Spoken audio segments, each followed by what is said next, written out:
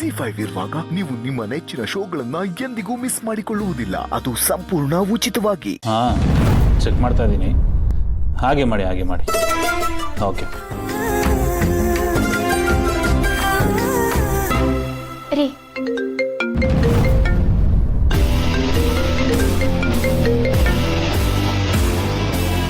Hello. ಓ ಹೌದಾ? Hey, what a good news. Super. ಈ ಐಡಿಯಾ ಚೆನ್ನಾಗಿದೆ. ಈಗ ಮಾಡಿದ್ರೆ ನಮ್ಮ ಕೆಲಸ ಸಕ್ಸಸ್ ಆಗುತ್ತೆ ಅನ್ಸುತ್ತೆ. ಹೀಗೆ ಮಾಡಿ. ಓಕೆ. ಅಲೋ, ಒಂದು ನಿಮಿಷ. ತುಂಬಾ ಇಂಪಾರ್ಟೆಂಟ್ ಪ್ರಾಜೆಕ್ಟು, ಸೊ ದಯವಿಟ್ಟು ಹುಷಾರು. ಏನೇ ಇದ್ರು ನನಗೆ ಅಪ್ಡೇಟ್ ಮಾಡಿ. Okay, thank you. ತಕೊಳ್ಳಿ, ಹಾಲು ತಕೊಳ್ಳಿ. ಥ್ಯಾಂಕ್ ಯು ಮಲ್ಲಿ. ರೀ, ಏನೋ ಅಪ್ಡೇಟ್ ಅಂತಿದ್ರಲ್ಲ, ಏನದು? ಅಪ್ಡೇಟು ಪ್ರಾಜೆಕ್ಟ್ ಬಗ್ಗೆ ಮಲ್ಲಿ. ಒಂದು ಹೊಸ ಪ್ರಾಜೆಕ್ಟ್ ಸಿಕ್ಕಿದೆ. ಒಂಥರ ಡ್ರೀಮ್ ಪ್ರಾಜೆಕ್ಟ್ ಅಂತಾರಲ್ಲ, ಹಾಗೆ. ಅಟ್ ಎನಿ ಕಾಸ್ಟ್ ಈ ಪ್ರಾಜೆಕ್ಟು ಆಗಲೇಬೇಕು ಮಲ್ಲಿ. ಅದಂದಾದ್ರೆ ನಮ್ಮ ಅಸ್ತಿತ್ವ ಈಗ ಹೇಗಿದೆಯೋ ಹಾಗೆ ಇರುತ್ತೆ. ರೀ, ಅಸ್ತಿತ್ವನಾ? ಹಂಗಂದ್ರೆ ನಂಗೇನಂತ ಅರ್ಥ ಆಗ್ತಿಲ್ಲ. ಏನಂಗಂದ್ರೆ? ಅರ್ಥ ಆಗಲಿಲ್ಲ ಅಲ್ಲ? ಅದು ಮಲ್ಲಿ, ಏನು ಹೇಳಕ್ಕೆ ಬಂದೆ, ನಿಂಗೆ ಹೆಂಗೆ ಅರ್ಥ ಮಾಡಿಸ್ಲಿ? ಅಂದರೆ ಈ ಪ್ರಾಜೆಕ್ಟ್ ಒಂದು ಆದರೆ ಇವಾಗ ನಮ್ಮ ಕೈಲಿರುವಂಥ ಈ ಆಸ್ತಿ ಆಗಿರ್ಬೋದು, ಕಂಪನಿ ಆಗಿರ್ಬೋದು, ಪ್ರಾಪರ್ಟೀಸ್ ಆಗಿರ್ಬೋದು, ನಮ್ಮ ಹೆಸರಾಗಿರ್ಬೋದು, ಇದೆಲ್ಲ ಒಂದು ಕೈ ಇನ್ನೂ ಮೇಲೆ ಹೋಗುತ್ತೆ ಮಲ್ಲಿ. ಅಷ್ಟೊಂದು ದೊಡ್ಡ ಪ್ರಾಜೆಕ್ಟಾ? ರೀ, ಅದೇನು ಅಂತ ನನಗೂ ಹೇಳ್ತೀರಾ? ನಂಗೊಂಚೂರು ಅರ್ಥ ಆಗಂಗೆ ಹೇಳಿ, ನನಗೂ ತಿಳ್ಕೊಳ್ಳೋ ಆಸೆ ತುಂಬ ಐತೆ. ಅದು ಮಲ್ಲಿ, ಅಪ್ಪ ಇವಳ ಹತ್ರ ಜಾಸ್ತಿ ಮಾತಾಡಬಾರ್ದು. ಯಾಮಾರೋಗಿ ಬ್ರೋ ಅಂತ ಎಲ್ಲನೂ ಹೇಳಿಬಿಟ್ರೆ ಸುಮ್ಮನೆ ತಗಲಾಕೊಂಡ್ಬಿಡ್ತೀನಿ. ರೀ, ಏನು ಯೋಚನೆ ಮಾಡ್ತಿದ್ದೀರಾ? ಹೇಳಿ, ಏನು ಪ್ರಾಜೆಕ್ಟ್ ಅದು? ಅದು ಮಲ್ಲಿ ಕೆಲ್ಸದ ರಿಲೇಟೆಡ್ ವಿಷಯ ಅಲ್ವಾ? ನಿನಗೆ ಹೇಗೆ ಹೇಳಲಿ, ಸಿಂಪಲ್ ಆಗಿ ನಿನಗೆ ಅರ್ಥ ಆಗೋ ಥರ ಹೇಗೆ ಹೇಳಿ ಅಂತ ಯೋಚನೆ ಮಾಡ್ತಿದ್ದೆ ಅಷ್ಟೇ. ನಂಗೂ ಅರ್ಥ ಆಯ್ತದೆ, ಹೇಳಿ. ನಾನಿಂದ ಅಡ್ಡಿನಾ? ಮಲ್ಲಿ, ಅದು ಹೆಂಗೆ ಹೇಳಿದ್ರು ನಿನಗೆ ಅರ್ಥ ಆಗಲ್ಲ ಮಲ್ಲಿ. ನಾನು ಎಷ್ಟು ಸಿಂಪಲ್ ಆಗಿ ಹೇಳಿದ್ರು ಅದು ನಿನ್ನ ತಲೆಯಲ್ಲಿ ಕಾಂಪ್ಲಿಕೇಟ್ ಆಗಿಬಿಡುತ್ತೆ. ಬಿಟಾಕು. ಇಲ್ಲ, ಹೇಳಿ. ನಾನು ಎಷ್ಟಾಗುತ್ತೋ ಅಷ್ಟು ಅರ್ಥ ಮಾಡ್ಕೊತೀನಿ. ಆಗ್ತಿಲ್ಲ ಮಲ್ಲಿ, ಸ್ವಲ್ಪ ಹೇಳೋದನ್ನ ಅರ್ಥ ಮಾಡ್ಕೋ. ಅದು ನಿನಗೆ ಹೇಗೆ ಎಕ್ಸ್ಪ್ಲೇನ್ ಮಾಡಲಿ ಅಂತ ಗೊತ್ತಾಗ್ತಿಲ್ಲ. ಬಟ್ ಒಂದಂತೂ ಸತ್ಯ, ಈ ಪ್ರಾಜೆಕ್ಟು ಗ್ರ್ಯಾಂಡ್ ಸಕ್ಸಸ್ಫುಲ್ ಆದರೆ ನಾವು ತುಂಬಾ ಉದ್ಧಾರ ಆಗ್ತೀವಿ, ತುಂಬ ದೊಡ್ಡ ಮಟ್ಟಕ್ಕೆ ಹೋಗ್ತೀವಿ. ಗೊತ್ತಾ ಮಲ್ಲಿ? ಸಿಂಪಲಾಗಿ ಹೇಳಬೇಕು ಅಂತಂದರೆ, ಮೀನು ಹಿಡಿಯೋಕ್ಕೆ ಅಂತ ಗಾಳ ಹಾಕ್ತೀವಿ, ಆದರೆ ಆ ಗಾಳಕ್ಕೆ ತಿಮಿಂಗ್ಳ ತಗ್ಲಾಕೊಂಡ್ಬಿಡುತ್ತೆ. ಆ ಥರ ಒಂದು ಬಂಪರ್ ಲಾಟ್ರಿ ಅಂತಾರಲ್ಲ, ಅಂಥ ಪ್ರಾಜೆಕ್ಟ್ ಇತ್ತು. ಅಂದರೆ ಬಯಸಿದ ಬಾಗಿಲು ತೆಗೆಯುತ್ತೆ ಅನ್ನಿ. ಎಲ್ಲಿಟ್ಟಿದ್ದೆ ಮಲ್ಲಿ ಡೈಲಾಗು? ಅದಕ್ಕೆ ಇನ್ನೊಂಚೂರು ಸೇರಿಸ್ಕೊ, ಬಯಸಿದ ಬಾಗಿಲು ತೆಗಿಯೋಣ ಬನ್ನಿ ಅಂತ. ಏನೋಪ್ಪ, ಎಲ್ಲ ಒಳ್ಳೇದಾದ್ರೆ ಅಷ್ಟೇ ಸಾಕು. ನೀವೇನೇ ಮಾಡಿದ್ರುವಾ ಎಲ್ಲ ನಮ್ಮ ಒಳ್ಳೇದಕ್ಕೆ ಅಲ್ವಾ ಮಾಡೋದು? ಏನಿದೆ ಮಲ್ಲಿ, ಇನ್ನೊಂದ್ಸಲ ಹೇಳು. ನೀವೇನೇ ಮಾಡಿದ್ರು ನಮ್ಮ ಒಳ್ಳೇದಕ್ಕೆ ತಾನೇ ಮಾಡೋದು ಅಂದೆ. ಬಾಕಂದ ಜಾಣ ನೀನು. ಕರೆಕ್ಟಾಗಿ ಅರ್ಥ ಮಾಡ್ಕೊಂಡಿದ್ಯಾ.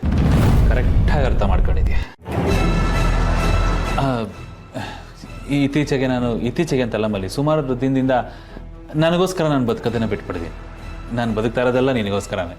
ನೀನು ಚೆನ್ನಾಗಿದ್ದರೆ ನಾನು ಚೆನ್ನಾಗಿದ್ದಾಗೆ, ನೀನು ಖುಷಿಯಾಗಿದ್ದರೆ ನಾನು ಖುಷಿಯಾಗಿದ್ದಾಗೆ, ಒಟ್ಟಿನಲ್ಲಿ ನೀನು ಖುಷಿಯಾಗಿ ನಗ್ನಗ್ತಾ ಇರಬೇಕು ಅಷ್ಟೇ ಮಲ್ಲಿ ನನಗೂ ಬೇಕಾಗಿರೋದು. ಹಾಗಂತ ನೀನು ಅಂದ್ಕೊಂಡಿದ್ರೆ ನಿನ್ನಂಥ ದಡ್ಡಿ ಇನ್ನೊಬ್ಳಿಲ್ಲ. ಇದು ಪ್ರಾಜೆಕ್ಟ್ ಅಲ್ಲ, ಪ್ಲ್ಯಾನು. ಈ ಪ್ಲ್ಯಾನ್ ಏನಾದರೂ ಸಕ್ಸಸ್ ಆದರೆ ನಾನು ಮಾಮ್ನ ಒಪ್ಪಿಸಿ ಶಾಸ್ತ್ರೋಕ್ತವಾಗಿ ಧ್ಯಾನ ಕೈ ಹಿಡಿದು ಇಬ್ಬರ ಹೆಂಡಿರ ಮುದ್ದಿನ ಜೇಡಿ ಆಗ್ಬಿಡ್ತೀನಿ. ರೀ, ಮತ್ತೇನು ಯೋಚನೆ ಮಾಡ್ತಿದ್ದೀರಾ? ಇನ್ನೇನು ಯೋಚನೆ ಮಾಡಲಿ ಮಲ್ಲಿ? ಪ್ರಾಜೆಕ್ಟು, ನನ್ನ ಡ್ರೀಮ್ ಪ್ರಾಜೆಕ್ಟ್ ಬಗ್ಗೆ ಯೋಚನೆ ಮಾಡ್ತಾ ಇದ್ದೀನಿ. ನನಗೆ ಅದೇ ಟೆನ್ಷನ್, ಯಾವಾಗ ಅದು ಸಕ್ಸಸ್ ಆಗುತ್ತೋ, ಯಾವಾಗ ನನ್ನ ಆಸೆ ಈಡೇರುತ್ತೋ ಅಂತ ಅಷ್ಟೇ. ರೀ, ನಾನು ನಿಮ್ಗೊಂದು ಮಾತು ಹೇಳಲಾ? ನಿಮಗೆ ಆ ದೇವ್ರು ಒಳ್ಳೇದು ಮಾಡೇ ಮಾಡ್ತಾನೆ. ಇದೇನು ಪ್ರಾಜೆಕ್ಟು ಅಂತ ಎಲ್ಲ ಹೇಳ್ತಿದ್ದೀರಲ್ಲ, ಅದು ನಿಮಗೆ ಸಿಗ್ತೈತೆ ರೀ. ಅದು ಸಿಗ್ಲಿ ಅಂತ ನಾನು ಮನ್ಸಾರೆ ಹಾರೈಸ್ತೀನಿ. ಆಹಾ, ಎಷ್ಟು ಒಳ್ಳೆ ಹೆಂಡ್ತಿ ಮಲ್ಲಿ ನೀನು. ಅಪ್ಪ ದೇವ್ರೆ, ಥ್ಯಾಂಕ್ಸ್ ನನಗಿಂತ ಹೆಂಡ್ತಿ ಕೊಟ್ಟಿದ್ದಕ್ಕೆ. ಬಲ್ಲಿ ನನಗೊಂದು ಆಸೆ, ದೇವ್ರ ಹತ್ರ ಒಂದು ಅಪ್ಲಿಕೇಶನ್ ಹಾಕ್ತೀನಿ. ಪ್ರಪಂಚದಲ್ಲಿರೋ ನನ್ನಂತ ಎಲ್ಲಾ ಗಂಡಸರಿಗೂ ನಿನ್ನಂತ ಹೆಂಡ್ತಿನೇ ಸಿಗ್ಲಿ ಮಲ್ಲಿ. ಉದ್ಧಾರ ಆಗ್ಬಿಡ್ತಾರೆ ಗಂಡಸರು. ಈ ವಿಷಯದಲ್ಲಿ ನನಗೆ ನಿನ್ನ ಬಗ್ಗೆ ತುಂಬಾನೇ ಅನುಕಂಪ ಇದೆ. ನಿನಗಾಗಿದ್ದು ಇನ್ನು ಯಾರಿಗೂ ಆಗಬಾರ್ದು. ಅದು ತುಂಬ ಕಷ್ಟ. ನಿನ್ನ ತಾಯಿ ತಂಗಿ ಮತ್ತೆ ಸಿಗಬೇಕು, ನಾವೆಲ್ಲರೂ ಒಟ್ಟಿಗೆ ಇರಬೇಕು. ಅದೇ ನಿಮ್ಮ ಅಪ್ಪನ ಆಸೆ ಕೂಡ ಆಗಿತ್ತು. ಅದಕ್ಕೆ ಅವರಿಬ್ಬರನ್ನು ಹುಡುಕಿಸಿ ನಿನಗೆ ಸರ್ಪ್ರೈಸ್ ಕೊಟ್ಟು ನೀನು ಖುಷಿ ಪಡೋದನ್ನ ನನ್ನ ಕಣ್ಣಾರೆ ನೋಡಬೇಕು ಅಂತ ಅನ್ಕೊಂಡೆ. ಅದಕ್ಕೆ ನಿನಗೆ ಹೇಳ್ದೇನೆ ಅವ್ರನ್ನ ಹುಡುಕ್ಸೋ ಪ್ರಯತ್ನ ಮಾಡಿದೆ. ಹಾಗಾಗಿ ಈ ವಿಷಯನ ನಿನ್ನಿಂದ ಮುಚ್ಚಿಟ್ಟೆ. ಸಾರಿ ಗೌತಮ್. ನನ್ನ ಕಡೆಯಿಂದನೂ ಸಾರಿ ಮಾ. ನಾನು ತುಂಬ ವಿಷಯಗಳನ್ನ ಮುಚ್ಚಿಟ್ಬಿಟ್ಟೆ. ನಾನು ನಿಮ್ಮ ಥರನೇ ಅಮ್ಮ ಸಿಕ್ಕಿದ ಮೇಲೆ ನಿಮ್ಗೆ ಹೇಳೋಣ ಅಂತ ಅಂದ್ಕೊಂಡೆ. ನಾನು ಅವ್ರನ್ನ ಹುಡುಕ್ಸೋ ಪ್ರಯತ್ನದಲ್ಲೇ ಇದ್ದೀನಿ. ಎಲ್ಲರ ಪ್ರಯತ್ನದಿಂದ ಅವ್ರು ಸಿಕ್ಬಿಟ್ರೆ ಸಾಕು. ಸಿಗ್ತಾರೆ. ಪ್ರಯತ್ನಕ್ಕೆ ಫಲ ಸಿಕ್ಕೇ ಸಿಗತ್ತೆ. ನೀನು ಬೇಕು ಅಂತ ಈ ವಿಷಯ ಮುಚ್ಚಿಟ್ಟಿಲ್ಲ ಅಂತ ಕೇಳಿ ನನಗೆ ಸಮಾಧಾನ ಆಯಿತು. ಬೇರೆ ಯಾವ ಕಾರಣನೂ ಇರಲಿಲ್ಲಮ್ಮ. ನಾನು ಆ ಥರ ಮಾಡ್ತೀನ? ನನಗೆ ಗೊತ್ತು ನೀನು ಹಾಗೆ ಮಾಡಲ್ಲ ಅಂತ. ಆದರೂ ಎಲ್ಲೋ ಮೂಲೆಯಲ್ಲಿ ಇರತ್ತಲ್ವಾ, ನಾನು ಮಲ್ತಾಯಿ ಹೆತ್ತಮ್ಮ ಅಮ್ಮ ಅನ್ನೋದು. ಅದಕ್ಕೆ ಕೇಳಿದೆ. ಗೊತ್ತಾಗಲ್ವಲ್ಲ ಇನ್ನೊಬ್ರ ಮನಸ್ಸಲ್ಲಿ ಏನು ನಡೀತಾ ಇದೆ ಅಂತ. ನನಗೆ ಹಾಗಿದೆ ಅಂತಲ್ಲ, ಆದರೂ ನನಗೆ ಹೇಳಬೇಕು ಅಂತ ಅನಿಸ್ತು. ಅದಕ್ಕೆ ಹೇಳ್ತಾ ಇದ್ದೀನಿ. ನಾನು ನಿನ್ನ ಮಲ್ತಾಯಿನೇ ಇರ್ಬೋದು, ಆದರೂ ನಿಮ್ಮಮ್ಮ ಈ ಮನೆಗೆ ಬರ್ತಾರೆ ಅಂತಂದರೆ ನಾನು ತುಂಬ ಖುಷಿ ಪಡ್ತೀನಿ. ಕೊನೆಗೂ ನಿಮ್ಮಮ್ಮ ನಿನಗೆ ಸಿಗ್ತಾರಲ್ಲ, ಅವ್ರ ಪ್ರೀತಿ ನಿನಗೆ ಸಿಗತ್ತಲ್ವಾ ಅಂತ.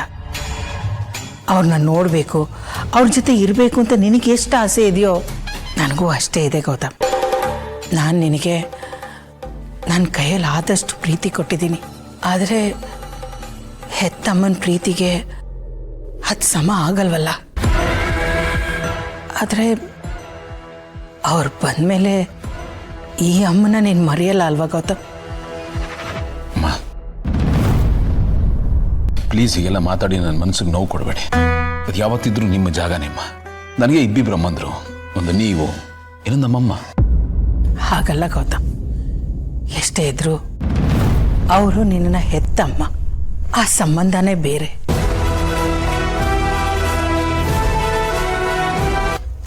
ಸುಧಾ ಅವರೇ, ಒಂದು ನಿಮಿಷ ರೀ.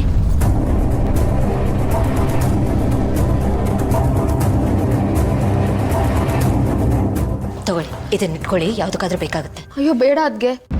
ನೋಡಿ, ಇಂಥ ಸಮಯದಲ್ಲಿ ಕೈಯಲ್ಲಿ ದುಡ್ಡಿರೋದು ಒಳ್ಳೇದು. ಆಮೇಲೆ ಅರ್ಜೆಂಟಾಗಿ ದುಡ್ಡಿನ ಅವಶ್ಯಕತೆ ಆದರೆ ಯಾರನ್ನು ಕೇಳ್ತೀರಾ, ಎಲ್ಲಿ ಹೋಗ್ತೀರಾ? ಅದಕ್ಕೆ ಹೇಳ್ತಿದ್ದೀನಿ, ಇಟ್ಕೊಳ್ಳಿ. ಸಂಕೋಚ ಪಡೋದಕ್ಕೆ ಹೋಗ್ಬೇಡಿ. ನಿಮ್ಮಮ್ಮ ನಮ್ಮಮ್ಮ ಇದ್ದಾಗೆ, ನಿಮ್ಮ ನೋವು ನಮ್ದು ಸಹ. ಪ್ಲೀಸ್ ತಗೊಳ್ಳಿ. ಪರವಾಗಿಲ್ಲ ಅದ್ಗೆ, ಬೇಕಿದ್ರೆ ನಾನೇ ಕೇಳ್ತೀನಿ. ಸುಧಾ ಅವರೇ, ನಾನು ಹೇಳೋದನ್ನ ಅರ್ಥ ಮಾಡ್ಕೊಳ್ಳಿ. ಹಾಸ್ಪಿಟ್ಲ್ ಅಂತ ಬಂದರೆ ಯಾವಾಗ ಏನು ಖರ್ಚು ಬರುತ್ತೆ ಅಂತ ಹೇಳೋದಕ್ಕಾಗಲ್ಲ. ಅದಕ್ಕೆ ಹೇಳ್ತಿದ್ದೀನಿ, ಇಟ್ಕೊಳ್ಳಿ ಪ್ಲೀಸ್.